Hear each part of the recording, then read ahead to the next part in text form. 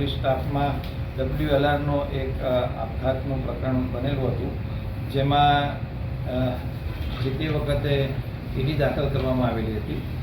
જેની તપાસના ભાગરૂપે એક સુસાઇડ નોટ મળી આવેલી હતી, જેમાં એવો ઉલ્લેખ કરેલો હતો કે લાઈફમાં મેં બહુ મોટી ભૂલ કરેલી છે અને જેની પર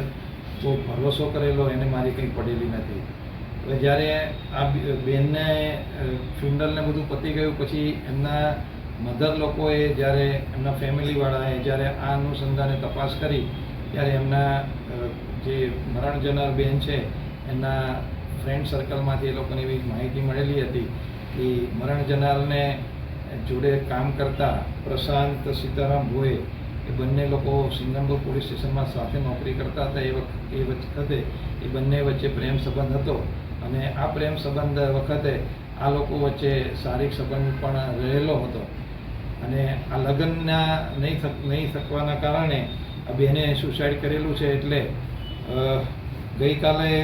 એમના મરણ જનારના મધર છે માનુબેન મહેન્દ્રભાઈ ચૌધરી દ્વારા એક સિંગમપુર પોલીસ સ્ટેશનમાં એક ફરિયાદ આપવામાં આવેલી છે, જેમાં પ્રશાંત સીતારામ ભોએ સામે એલિગેશન છે અને એ આધારે ફરિયાદ સિંગમપુર પોલીસ સ્ટેશનમાં દાખલ કરી IPC 374ની પેટા કલમમાં અને 406 અનુસંધાને ગુનો દાખલ કરી તપાસ હાથ ધરવામાં આવેલી છે અને આની અંદર જે કંઈ પુરાવા મેળવવાની પ્રક્રિયા છે હાલમાં ચાલુ છે. પુરાવા મળી આવે આરોપીની અટક પણ કરવામાં આવશે. સાહેબ, એની મધરના શું એલિગેશન શું છે?